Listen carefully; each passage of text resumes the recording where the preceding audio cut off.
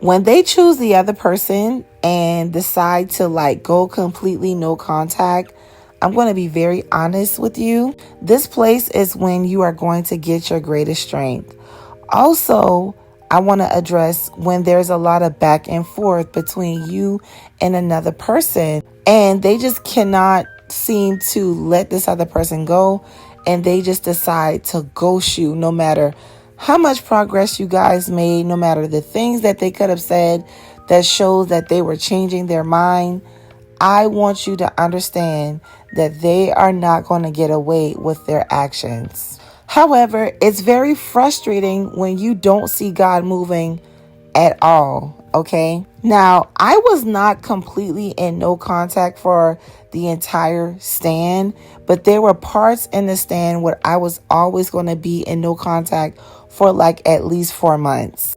And during that time, God would begin to open my eyes on what was actually going to happen with them and what exactly I should be praying for during that time. It took me a very long time to understand that I needed to be in intercession because I was just so focused on the action and the circumstance. The enemy always tormented me with thoughts and mental battles on how happy they were, the things that they would be doing together, how it seemed like they were in love. I'm going to be the first to tell you to go through it.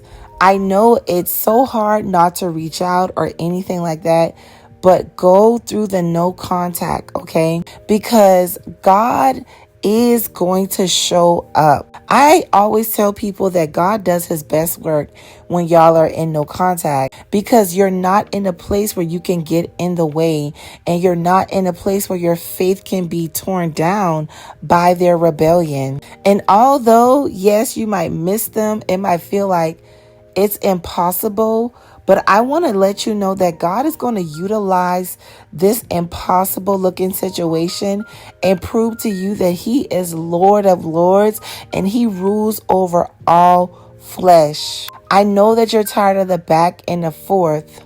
However, if you are a person that has been dealing with the back and forth where they keep coming and leaving you with somebody else, when they come back, you cannot be so welcoming if they are not completely repentant, okay, about their actions. So if they come back after ghosting you several times and playing mind games, my advice would be to literally set boundaries and not be so open. Basically kind of like letting them work their way back into your life to basically deserve you. Do you remember when Joseph's brothers betrayed him? And when they had to go to Joseph and they didn't know it was Joseph, Joseph was not easy on them in the very beginning.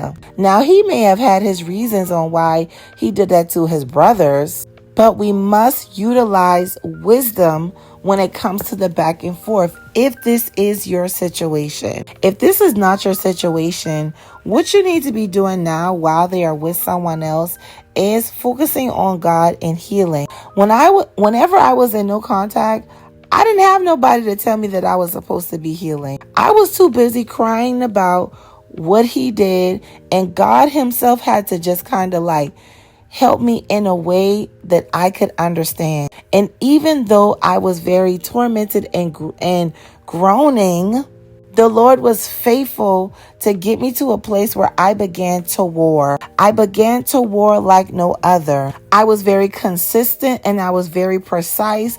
I stayed in prayer and fasting, and I prayed against the demonic plans of where my spouse was by someone that the enemy sent.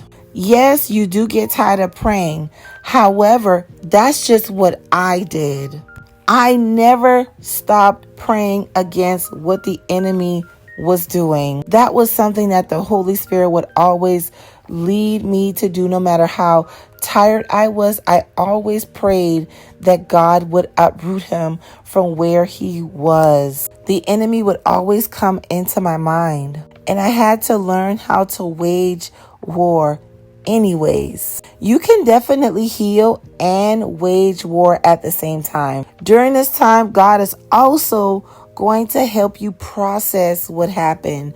It's very traumatic to experience not being chosen and ghosted, as if y'all were not together, as if y'all did not share such a wonderful life before all of this happened.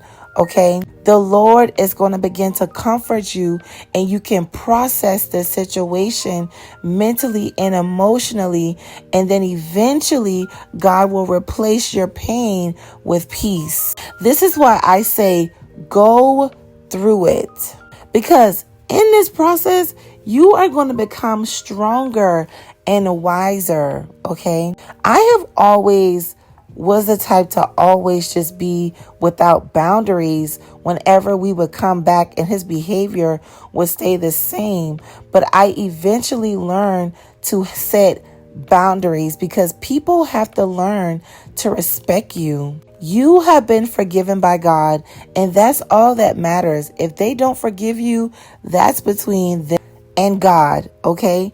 Just stay in the face of God, learn the voice of the Lord, and yield to whatever he's telling you to do. I pray that this video has blessed you. I'll see you in the next video.